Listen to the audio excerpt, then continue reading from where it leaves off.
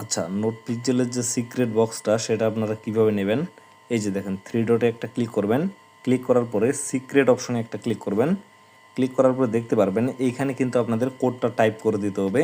তো কোডটা টেলিগ্রাম পোস্টে দেওয়া থাকবে, তারপর আমি এখানে টাইপ করে দেখাচ্ছি, এই যে PY স্পেস এইচ, এই যে HALLOWEN। তো এটা দেওয়ার পরে আপনারা কি করবেন, নিচে যে চেক মাই ওয়ার্ড অপশনটা আছে এখানে একটা ক্লিক করে দিবেন।